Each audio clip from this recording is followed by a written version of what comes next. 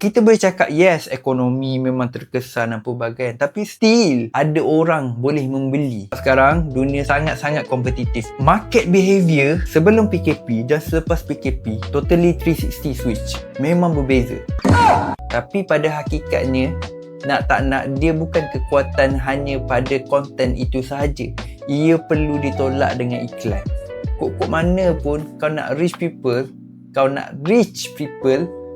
kau memang kena pakai iklan. Aku rasa aku dah macam jauh sangat dah perbualan ni, ke sana ke situ ke sini, tapi tak apalah. Yang penting dalam video ni, at least orang yang buat marketing ke, orang yang buat bisnes ke, at least dia faham lah sikit. Dan of course lah, video ni terbuka untuk siapa-siapa nak tengok. Dan aku memang purposely buat setiap episod tanpa ada hala tuju. Tak boleh cakap macam tu.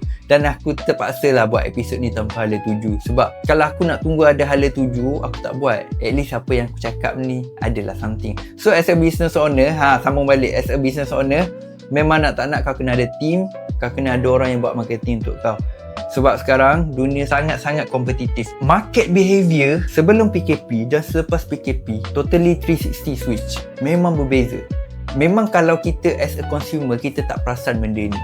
Betul. Aku boleh cakap, kalau akulah tak terlibat dalam bisnes ke apa ke, aku takkan perasan benda ni. Tapi kita as a business owner, kita memang akan perasan gila babi. Yang psikologi consumer, psikologi pembeli, psikologi orang pelanggan kita memang berbeza gila. Dulu, kita boleh tolak apa-apa produk melalui Facebook Ads, senang gila nak buat benda tu. Tapi masa tu, aku tak ada knowledge dan aku tak nampak. Tapi bila aku dah berada di tempat aku sekarang dan aku comparekan dengan keadaan dulu dan sekarang, jauh beza. Sekarang market behavior dia bukan orang tak ada duit. Cerita dia orang tak nak beli barang kau. Orang tak berminat. Kita boleh cakap yes, ekonomi memang terkesan dan pelbagai, tapi still ada orang boleh membeli. Ada orang mampu membeli. Tapi mereka nak membeli something yang value pada mereka. Jadi apa value yang kita boleh bagi? Apa USP kita, apa semua tu pentinglah. Owner business kena fikir sebelum pas ke marketing kan. So bila orang marketing nak buat content, dia tahu apa yang nak dijualnya dan apa kekuatan strong produk tu.